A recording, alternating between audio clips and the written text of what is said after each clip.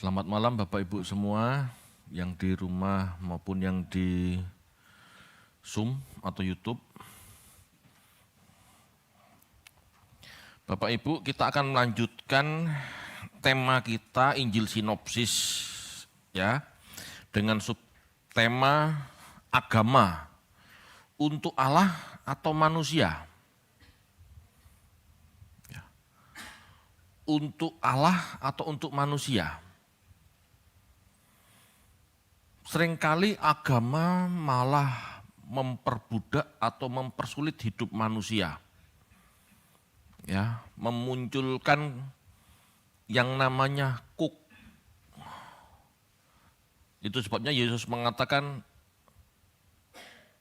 ikutlah aku, pikulah kuk yang kuberikan padamu, kukku ringan. Nah itu. Ikut Yesus itu tidak menjadi orang beragama, meskipun punya agama. Yesus hidup dalam keberagamaan Yahudi. Tetapi yang diutamakan oleh Yesus adalah kebenarannya. Oh beda Pak, antara agama dan kebenaran, beda. Ya, nanti akan kita bahas supaya kita tahu apa yang seharusnya kita kejar. Ya, kita tidak anti agama, tapi kita tidak mau terbelenggu oleh agama. Ya, kita mau ikut Yesus dan kebenarannya. Ya, itu membuat kita ringan. Enggak rumit, hidup itu enggak tambah rumit gitu loh ya. Kita akan baca Lukas 13 ayat 10 sampai 17. Lukas 13 ayat 10 sampai 17. Pada suatu kali Yesus sedang mengajar dalam salah satu rumah ibadat pada hari Sabat. Di situ ada seorang perempuan yang telah 18 tahun dirasuk roh, sehingga ia sakit sampai bungkuk punggungnya dan tidak dapat berdiri lagi dengan tegak. Ketika Yesus melihat perempuan itu, ia memanggil dia dan berkata kepadanya, "Hai ibu, penyakitmu telah sembuh." Lalu ia meletakkan tangannya atas perempuan itu, dan seketika itu juga berdirilah perempuan itu dan memuliakan Allah. Tetapi kepala rumah ibadat gusar, karena Yesus menyembuhkan orang pada hari Sabat. Lalu ia berkata kepada orang banyak, "Ada 6 hari untuk bekerja, karena itu datanglah pada salah satu hari itu untuk disembuhkan dan jangan pada hari Sabat." Tetapi Tuhan menjawab dia, katanya, "Hai orang-orang munafik, bukankah setiap orang di antaramu melepaskan lembunya atau keledainya pada hari Sabat dari kandangnya dan membawanya ke tempat minuman? Bukankah perempuan ini yang sudah 18 tahun diikat oleh iblis harus dilepaskan dari ikatannya itu karena ia adalah keturunan Abraham?" Dan waktu ia berkata demikian, semua lawannya merasa malu dan semua orang banyak bersukacita karena segala perkara mulia yang telah dilakukannya. Baik Bapak Ibu, ini pembacaan dari Lukas 13 ayat 10 sampai 17. Setelah saya cek, ternyata di Lukas 14 ada masalah atau kasus yang sama. Kita baca juga Lukas 14 ayat 1 sampai 6. Lukas 14 ayat 1 sampai 6. Pada suatu hari Sabat, Yesus datang ke rumah salah seorang pemimpin dari orang-orang Farisi untuk makan di situ. Semua yang hadir mengamat-ngamati dia dengan seksama. Tiba-tiba datanglah seorang yang sakit busung air berdiri di hadapannya.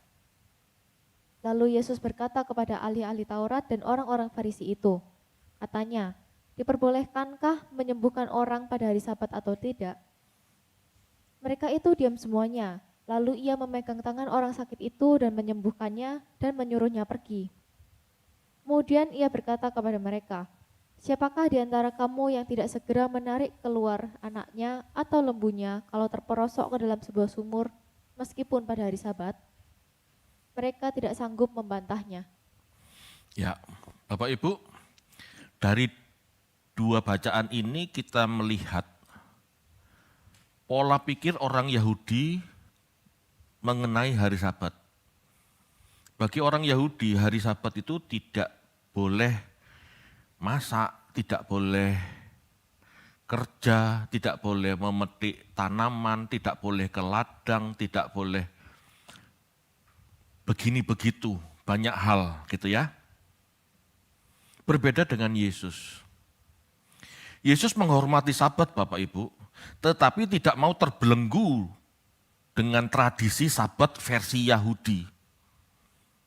Bagi Yesus, jelas Sabat adalah hari perhentian, di mana manusia bisa menikmati hari tanpa jerih lelah dan bermanfaat bagi kehidupan. Itu arti Sabat. Arti Sabat itu perhentian Bapak Ibu. Tidak ada yang lain sebetulnya. Tidak ada yang lain. Perhentian, istirahat. Kita baca Keluaran 20 ayat 11.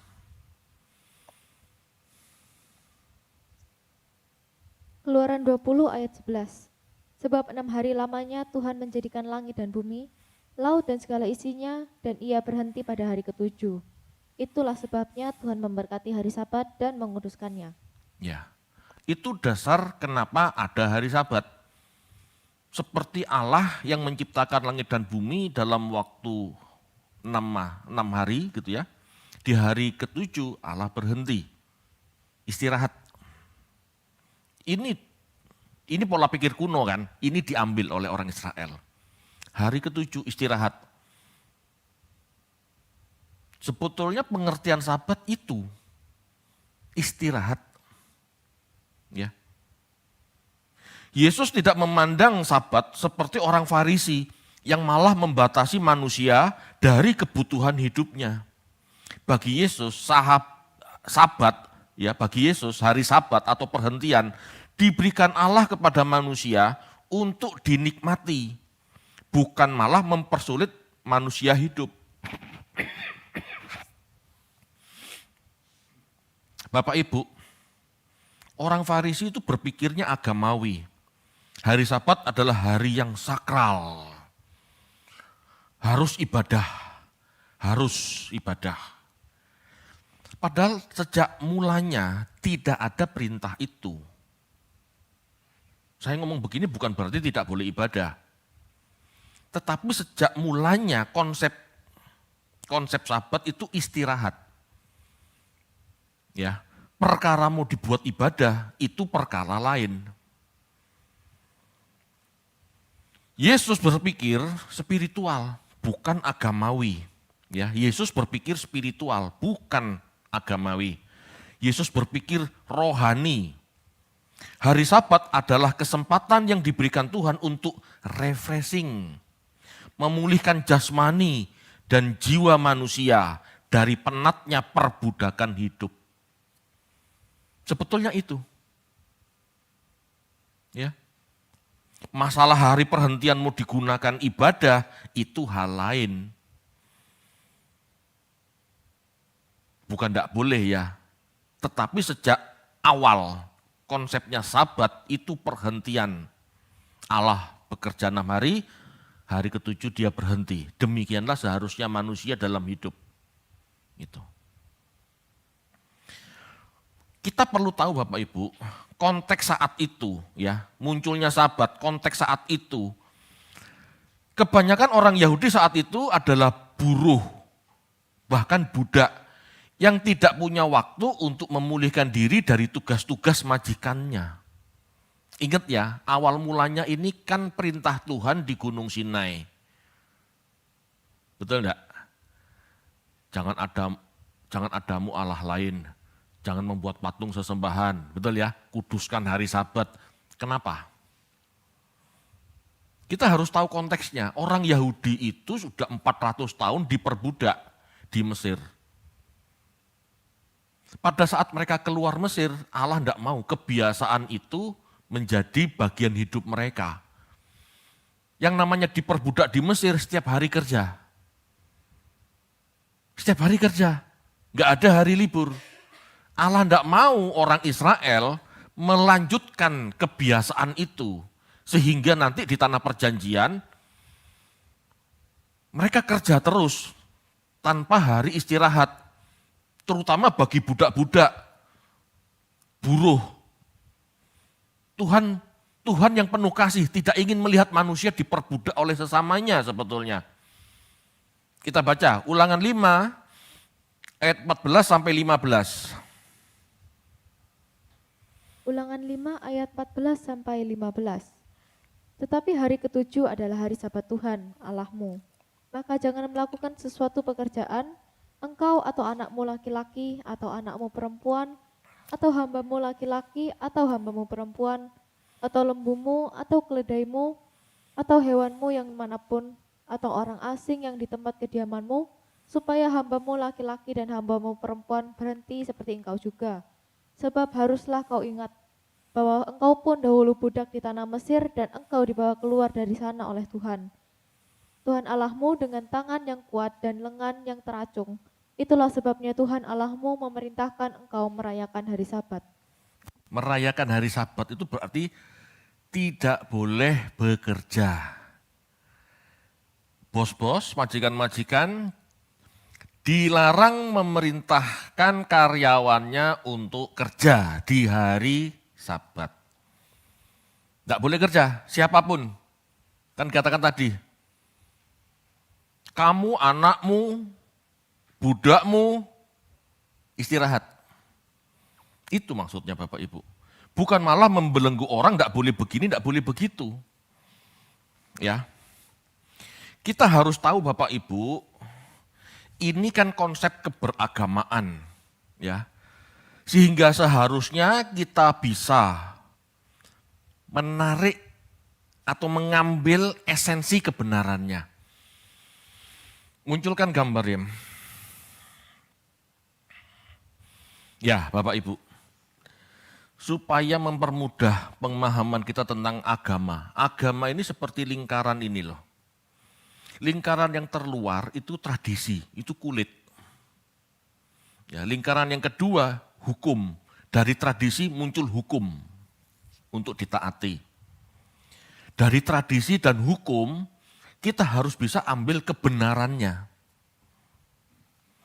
Tradisi Sabat itu adalah perbudakan Mesir. Kebiasaan kerja setiap hari nggak pernah berhenti. Gitu ya. Ini tidak boleh terjadi. Maka muncullah hukum. Kuduskan hari Sabat. Dalam arti jangan samakan hari Sabat dengan hari-hari lain. Kalau 6 hari lainnya kamu bekerja, hari ke-7 kamu istirahat. Gitu. Jadi kebenarannya adalah perhentian. Nah masalahnya di hari perhentian itu mampukah kita memilih aktivitas yang baik, yang berkenan, yang bermanfaat bagi jasmani dan rohani kita. Itu.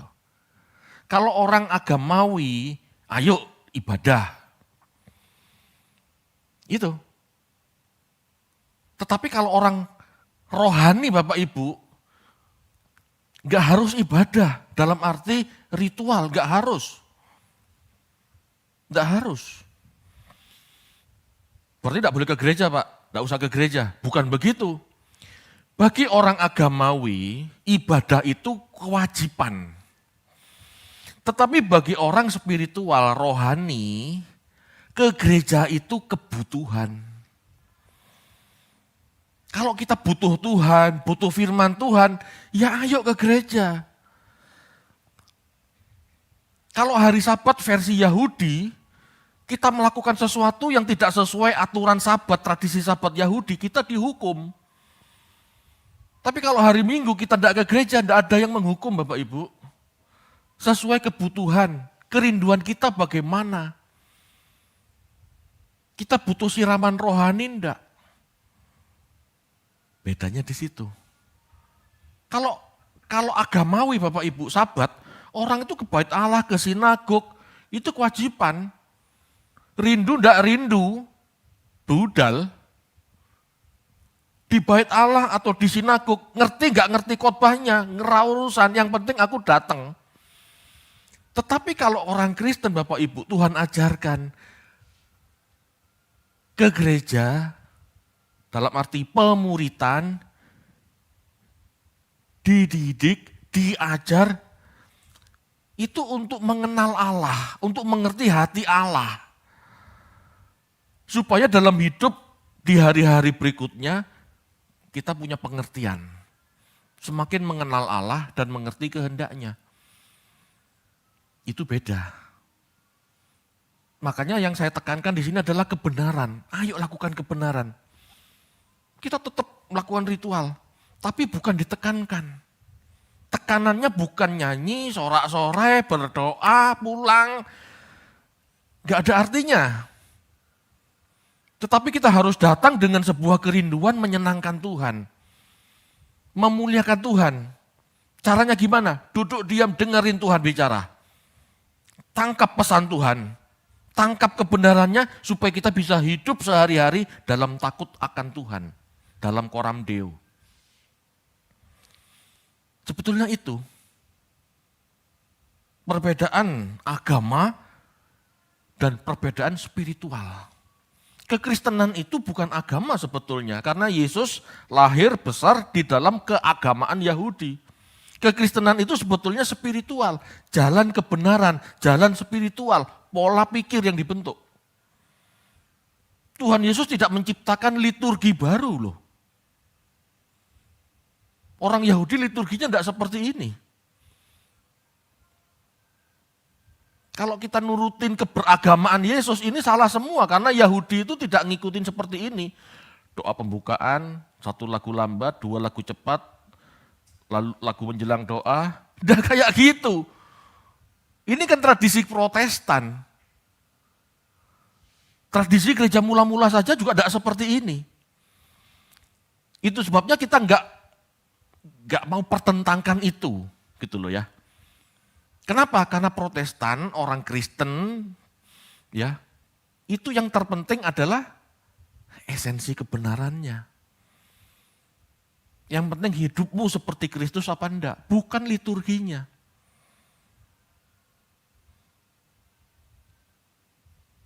Kalau gitu Pak, boleh enggak diubah? Diubah maksudnya apa? Datang doa pembukaan langsung firman, lalu baru nyanyi-nyanyi. Ya silakan, gak ada masalah. Itu keberagamaan, gak ada masalah. Mau buat model piye, gak ada masalah. Itu keberagamaan. Yang terpenting kita meninggikan Tuhan dalam arti Tuhan bersabda, kita nunduk. Kita memberi nilai tinggi. Tuhan bersabda, aku percaya Tuhan dan aku mau melakukannya. Itu yang terpenting. Halo, bisa dipahami ya? Kalau Anda melihat lingkaran itu, Anda harus bisa. Dari tradisi, dari kebiasaan hidup orang Yahudi, muncul hukum. 10 perintah Allah, lalu dikembangkan 613 perintah, itu hukum. Yesus sebetulnya ngajarin itu, tetapi dengan pola pikir yang baru, dengan sudut pandang yang spiritual. Makanya ribut terus sama orang Farisi. Karena orang Farisi pemahaman mereka agamawi, legalistis. Sedangkan Yesus tidak begitu. Boleh enggak menyembuhkan orang sakit pada hari Sabat? Itu orang Farisi tidak sependapat. Apa salahnya berbuat baik pada hari Sabat? Enggak ada yang bisa nyalahkan Tuhan Yesus. Karena di dalam Taurat juga enggak ada aturan. Hari Sabat engkau harus beribadah, enggak boleh menyembuhkan orang sakit, enggak ada. Cuman mereka buat aturan sendiri. Sehingga Yesus ngomong, lah kamu, lembumu tersesat, kambing dombamu nyemplung sumur, lah kamu mengeluarkan mereka dari sumur kok. Mosok menyembuhkan orang sakit gak boleh. Emangnya manusia kalah berharga dari lembu. Jangan begitu, gitulah. Bisa dipahami Bapak Ibu? Bapak Ibu, Yesus mengkritik pola pikir Yahudi. Selain tidak mampu memahami maksud dan tujuan diadakannya Sabat, mereka juga tidak konsisten dengan tafsir mereka sendiri. Jika menyangkut kebutuhan pribadi mereka, kambing lembu mereka tidak protes. Kalau ada orang yang cari lembunya yang hilang, gitu tidak protes kan. Tetapi kan kenapa ada orang sakit disembuhkan protes? Kan tidak konsisten. Ya. Jika menyangkut kebutuhan orang lain, mereka mempersalahkan. Menganggap sepele kesembuhan. Itu tidak konsistennya orang Yahudi. Itu sebabnya Bapak Ibu, Yesus mengkritik ya orang-orang Farisi ini. Hai orang-orang munafik, bukankah setiap orang di antaramu melepaskan lembunya dan keledainya pada hari Sabat dari kandangnya, ya, dan membawanya ke tempat minuman. Halo. Kebiasaan orang Yahudi Bapak Ibu, hari Sabat juga melepaskan kambing dombanya untuk merumput. Lah kok boleh? Lah masuk murid-muridku ke ladang gandum, metik gandum enggak boleh? Gitu maksudnya. Lembu kambing kok boleh? Murid-muridku kok enggak boleh? Manusia kan enggak boleh makan. Gitu maksudnya. Kan gak cengli istilahnya, pola pikirnya orang Yahudi ini. Yesus mengkritik mereka, siapa di antara kamu yang tidak segera menarik keluar anaknya, lembunya, kalau terperosok ke dalam sumur, meskipun itu hari Sabat. Apa kalau anakmu nyemplung sumur kamu biarin sampai hari besok, sampai hari Minggu? Kan enggak, nyemplung sumur hari Sabat, ya kamu juga akan menarik keluar anakmu hari Sabat. Lah kenapa kamu protes? Ngerti maksudnya ya? Jadi aturan-aturan mereka memperberat hidup orang Yahudi. Itulah yang disebut kuk perhambaan. Ikutlah kuk yang kuberikan padamu ringan. Enggak aneh-aneh kayak gitu, itu istilahnya. Kenapa? Karena Yesus mengajarkannya secara spiritual. Yesus menekankan kebenarannya. Halo, bisa dipahami? Bukan kegiatannya yang diatur. Tapi Tuhan Yesus fokus pada apa? Kebenarannya, esensinya istilahnya. Kalau kita tarik di zaman sekarang, aplikasinya, ya, maksud Yesus jelas Bapak Ibu ya. Menyatakan Sabat diadakan untuk manusia, bukan manusia untuk hari Sabat. Kita baca dulu ya, Markus 2 ayat 27.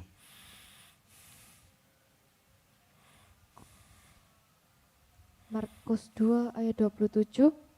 Lalu kata Yesus kepada mereka, hari Sabat diadakan untuk manusia dan bukan manusia untuk hari Sabat. Ya, sejak awal pelayanan Tuhan Yesus sudah menyatakan seperti itu. Nilai manusia Bapak Ibu di hadapan Allah lebih mulia dari hari Sabat itu sendiri. Kalau orang Yahudi mengkultuskan hari Sabat, seolah-olah hari Sabat ini kalau dibuat begini, dibuat begitu. Sabat itu marah, kesannya seperti itu. Nilai manusia lebih mulia di hadapan Allah daripada Sabat itu sendiri. Tidak boleh dibalik. Sesungguhnya Bapak Ibu, Yesus hendak menyatakan bahwa agama diadakan untuk kebaikan manusia. Bukan memperbudak manusia demi agama. Halo, bisa dipahami enggak? Agama dibuat untuk manusia, bukan manusia diperbudak oleh agama. Agama tidak sama dengan Allah sendiri, beda. Allah tidak butuh agama, dan Allah juga tidak membuat agama. Yang membuat agama itu manusia. Allah hanya ingin manusia itu menjadi baik serupa dengannya. Agama dengan segala aturannya sesungguhnya diizinkan oleh Allah ada untuk kesejahteraan manusia. Bukan manusia diperhamba oleh agama. Oh, kamu kalau enggak melakukan ini, dosa. Itu diperhamba. Kamu kalau enggak perpuluhan, terkutuk. Itu diperhamba agama. Kamu kalau enggak ke gereja, berdosa. Itu agama yang memperhamba. Loh Pak, berarti kalau enggak ke gereja enggak dosa? Enggak. Cuman kamu enggak dapat apa-apa. Karena kesempatanmu ke gereja kan hari Minggu. Di hari-hari yang lain kita sibuk.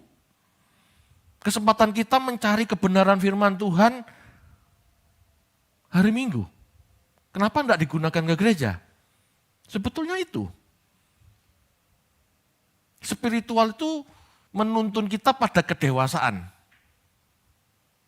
Kamu butuh, ya makano. Kamu lapar, ya makano. Jangan seperti anak kecil. Ayo waktunya makan, diambilin nasi, ayam goreng, sayur, makan. Kalau tidak makan, tak pukul. Itu anak-anak. Kekristenan tidak ngajarin seperti itu.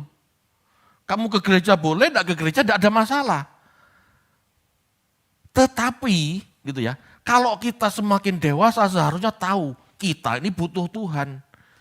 Kita butuh pencerahan Tuhan, kita butuh firman Tuhan. Bersabdalah ya Tuhan, aku mau taat. Seperti orang kalau besar, gitu ya, lapar, ya makano. Betul enggak? Ada orang dewasa kalau lapar, sibuk, nunggu mama nyuruh makan. Kan enggak penting, enggak perlu seperti itu. Kalau anak kecil gitu kan, waktunya makan enggak mau makan, dikasih makan masih muter. Itu anak-anak. Spiritual menuntun kita pada kedewasaan. Kalau kamu lapar ya makan. Kalau kita butuh firman Tuhan, ya datang ke gereja. Kita mencari kebenaran Tuhan. Itu spiritual Bapak Ibu. Yang dikembangkan rasa butuh Tuhannya itu. Bukan kewajiban begini dan begitu.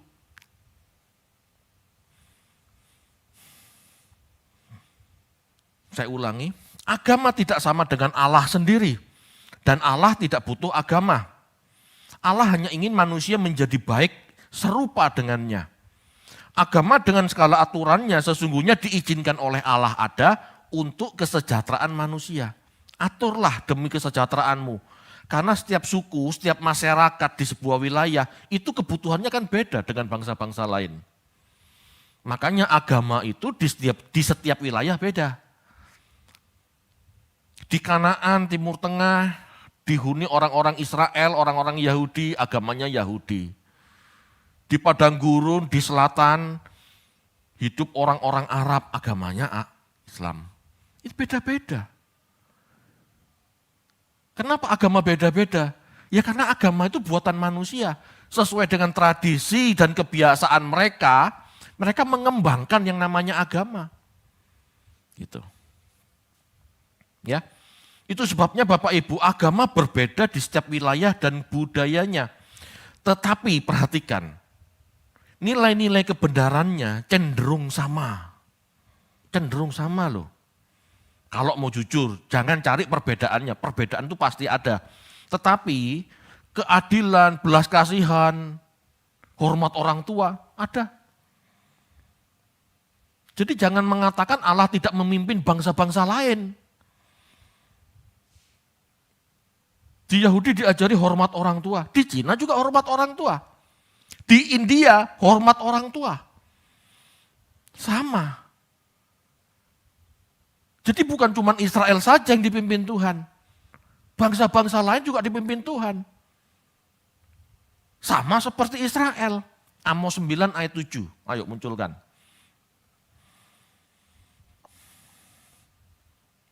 Kalau kita mengerti ini Bapak Ibu, kita nanti dalam pergaulan beragama di bangsa yang majemuk ini, kita tidak akan pilih-pilih, kita tidak akan membedakan agama orang.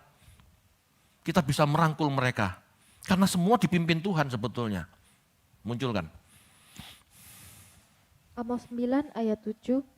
Bukankah kamu sama seperti orang Ethiopia bagiku, hai orang Israel? Demikianlah firman Tuhan. Bukankah aku telah menuntun orang Israel keluar dari tanah Mesir, orang Filistin dari Kaftor, dan orang Aram dari Kir? Ya, sama Bapak Ibu. Israel keluar Mesir dipimpin Allah. Orang Filistin, musuh Israel itu, keluar dari Kaftor, masuk tanah Palestina, itu juga dipimpin Allah.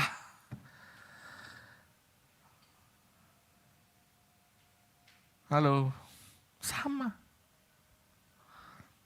Kalau gitu apa bedanya kekristenan, Pak? Bedanya, kalau Anda tanya saya yakin ajaran Yesus yang terbaik. Ajaran Yesus yang sempurna. Ajaran yang lain-lain baik, tetapi ajaran Yesus yang sempurna. Kenapa? Karena dia mengasihi tanpa menyisakan segala sesuatunya. Nyawanya pun dia relakan. Itu yang terbaik. Agama lain juga mengajarkan pengorbanan, tetapi tidak sampai seperti Yesus. Amin Bapak Ibu. Jika kita perhatikan 10 perintah Allah, ya, jika kita perhatikan 10 perintah Allah yang diterima Musa di Gunung Sinai itu, sebetulnya Bapak Ibu juga dimiliki oleh bangsa-bangsa lain. Ini membuktikan Allah itu esa dan universal, bukan Allah suku. Kita memanggil dia Yahweh silahkan, karena kita mengenalnya melalui Israel. Tetapi sebetulnya Allah itu bukan Allah Sinai, Allah itu Allah semesta alam. Allah universal, gitu ya. Jadi Bapak Ibu kalau kita cari gitu ya, kalau kita selidiki, 10 perintah Allah itu juga dimiliki bangsa-bangsa lain. Terutama di Babel. Itu ada namanya sistem hukum yang disebut Kodeks Hammurabi. Ya, di Babel ada Kodeks Hammurabi. 10 perintah Allah itu mirip-mirip Hammurabi. Kenapa saya katakan mirip-mirip Hammurabi?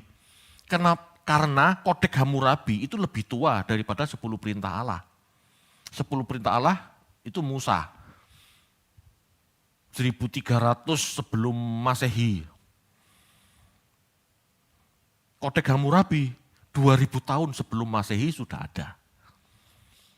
Dan kita ingat ya, Abraham berasal dari Ur, dari Mesopotamia. Abraham dari sana. Berarti orang-orang keturunan Abraham pun sudah mengenal sistem hukum Hammurabi. Ya. Bangsa-bangsa lain mengenal 10 perintah Allah, tetapi namanya bukan Ten Commandment atau Dasatitah, bukan. Selain Babel, ada juga ya Mesir. 10 perintah Allah di Mesir itu juga ada. Ya. 10 perintah Allah di Mesir itu ada dalam kitab orang mati namanya. Namanya kitab itu kitab orang mati. Ada 42 perintah. Kalau Yahudi 10 perintah, orang Mesir 42 perintah. Dan kita harus tahu loh, dan kita harus ingat, Musa itu berasal dari Mesir. Kita baca Kisah Para Rasul 7 ayat 22. Kisah Para Rasul 7 ayat 22. Dan Musa dididik dalam segala hikmat orang Mesir, dan ia berkuasa dalam perkataan dan perbuatannya. Betul? Musa dididik dalam hikmat orang Mesir. 40 tahun dia dididik oleh Fir'aun, oleh cendekiawan Mesir. 40 tahun dia pangeran Mesir. Jadi dia mengerti hukum Mesir. Dia mengerti 42 perintah dalam kitab orang mati. Dia tahu. Halo Bapak Ibu. Saya mengatakan ini Bapak Ibu, supaya kita tidak jadi orang merasa paling hebat, paling dibimbing Tuhan. Tidak, bangsa-bangsa lain juga dibimbing Tuhan. Tetapi Musa yang bertemu Allah, gitu ya, di Gunung Sinai, merumuskan yang terbaik 10. Merumuskan yang terbaik bagi orang Israel ada 10. Dan kalau kita pelajari Bapak Ibu, 10 perintah yang terbaik ini, kalau kita pelajari, ya, sebagian besar, bahkan hampir semua, secara esensi itu perintah-perintah untuk kebaikan manusia. Tepatnya 10 perintah itu adalah esensi untuk manusia hidup bersama dengan manusia lainnya. Bukan untuk Allah. Allah itu Allah yang tidak perlu disembah, dia tidak narsis. Tapi kita sebagai umat ciptaan wajib menyembahnya karena dia pencipta kita. Tetapi Allah itu bukan Allah yang narsis. Ya, itu sebabnya perintah pertama, perintah kedua, jangan ada Allah lain, gitu ya. Perintah yang kedua, jangan kamu buat patung untuk disembah, gitu ya. Ini sebetulnya esensinya ya Bapak Ibu, Allah tidak ingin manusia salah berharap dan mengandalkan sosok yang tidak ada. Ngerti enggak maksudnya? Jangan ada Allah lain. Itu maksudnya apa? Kan enggak ada Allah yang lain. Kita baca yuk, 1 Korintus 8 ayat 4. 1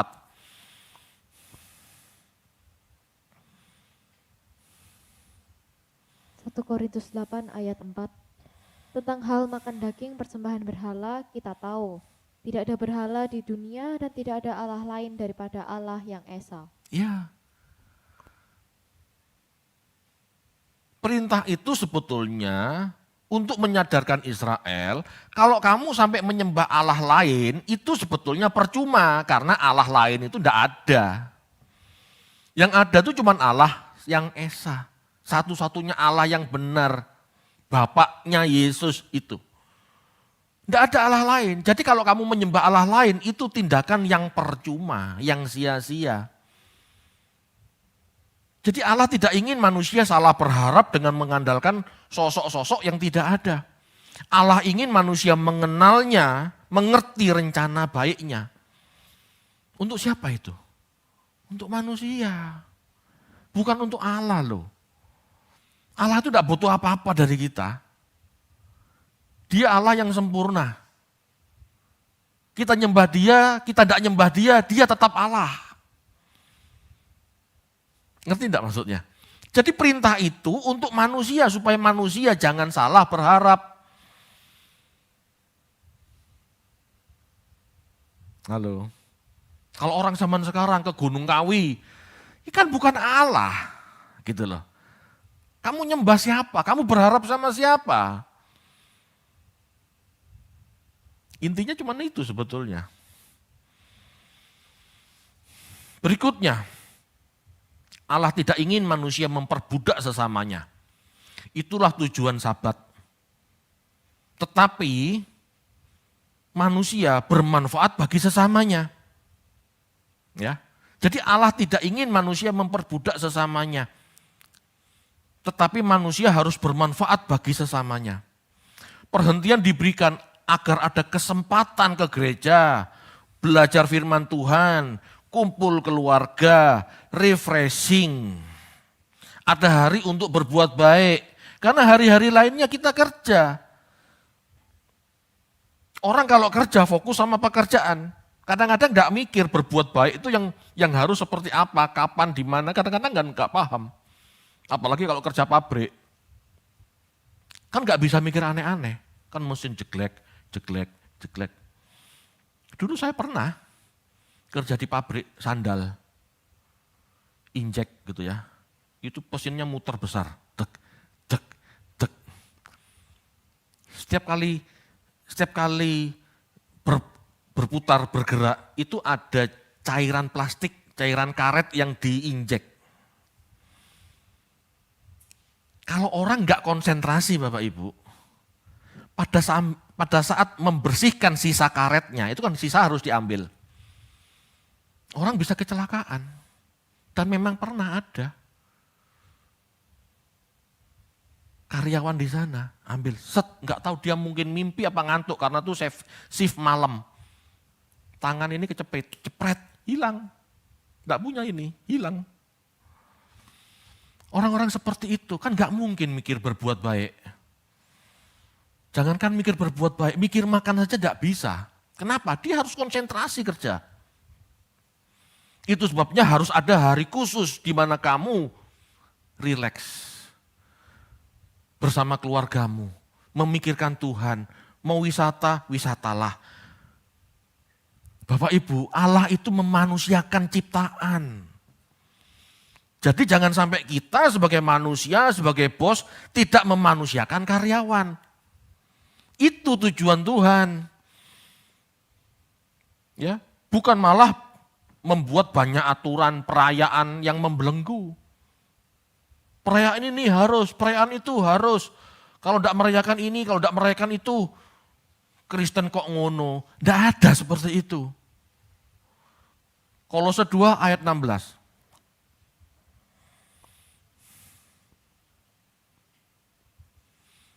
Kolose 2 ayat 16. Karena itu janganlah kamu biarkan orang menghukum kamu mengenai makanan dan minuman, atau mengenai hari raya, bulan baru, ataupun hari Sabat. Nah, jadi Bapak Ibu merayakan hari Natal, enggak pas tanggal 25, ya enggak masalah, ini jelas. Jangan terhukum dengan perayaan-perayaan. Perayaan mau 1 Desember, mau 1 Januari enggak ada masalah. Sesuaikan saja. Yang penting hati kita saat itu mencari Tuhan, bukan keperayaannya. Amin. Allah tidak ingin manusia melanggar hak orang lain.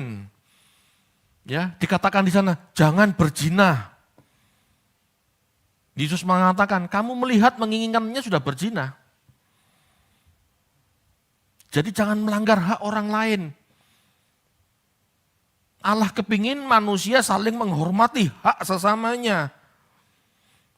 Allah ingin manusia untuk saling menghormati, terutama kepada yang lebih tua. Ya, jelas. Dalam 10 perintah Allah, Allah juga ingin manusia tidak saling merugikan. Allah mengatakan jangan mengingini milik sesamamu. Kalau kamu kepingin milik sesamamu, akan terjadi pencurian atau perampasan. Begitu kamu mengingini milik sesamamu, kamu langsung masuk dalam pencobaan. Pencobaan yang kita alami ini kan bukan karena siapa-siapa, kan karena kita sendiri terlalu banyak kepinginan. Betul enggak? Orang mencuri milik sesamanya kenapa? Karena kepinginan toh. Seandainya dia tidak kepingin, dia enggak akan mencuri. Allah tidak ingin manusia saling membenci atau membunuh dan membinasakan. Allah menghargai nilai-nilai kehidupan. Jadi 10 perintah Allah itu diberikan Bapak Ibu supaya manusia ini hidup damai sejahtera. Sebetulnya itu. Kita baca yuk, 1 Yohanes 3 ayat 15.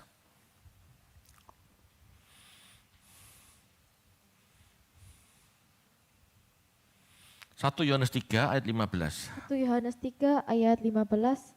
Setiap orang yang membenci saudaranya adalah seorang pembunuh manusia. Dan kamu tahu bahwa tidak ada seorang pembunuh yang tetap memiliki hidup yang kekal di dalam dirinya. Nah, orang yang membunuh bisa jadi tidak akan mendapatkan hidup kekal. Kenapa? Karena Allah sangat menghargai kehidupan. Karena Allah lah yang memberi kita kehidupan. Roh kehidupan yang kita miliki itu berasal dari Allah. Kita baca Matius 26 ayat 52.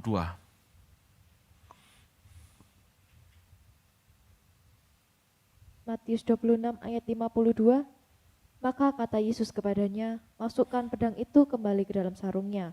Sebab barang siapa menggunakan pedang akan binasa oleh pedang. Ya, barang siapa menggunakan pedang akan binasa oleh pedang. Tuhan gak ingin manusia saling membunuh. Karena Tuhan sangat menjunjung tinggi nilai-nilai kehidupan. Jadi kalau saya Bapak Ibu menentang Israel perang dengan Iran, itu bukan saya pro Iran, bukan. Saya mengingatkan teman-teman Kristen, saudara-saudara saya yang Kristen untuk tidak mendukung perang, itu intinya.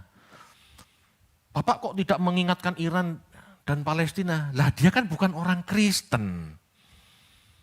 Saya pendeta, bagian saya mengingatkan orang Kristen untuk tidak mendukung perang, itu intinya. Bapak Ibu, tujuan agama agar manusia beradab. Ya, tujuan agama supaya manusia tertib hidup. Jadi adalah salah jika agama dan doktrinnya malah mempersulit atau membebani manusia. Seolah-olah Allah yang butuh.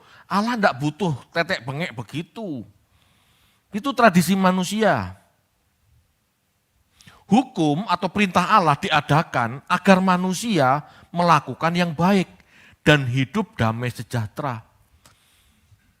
Agama diberikan dalam arti syariahnya, hukumnya, aturan-aturannya, perintahnya, termasuk 10 perintah Allah, agar manusia melakukan yang baik.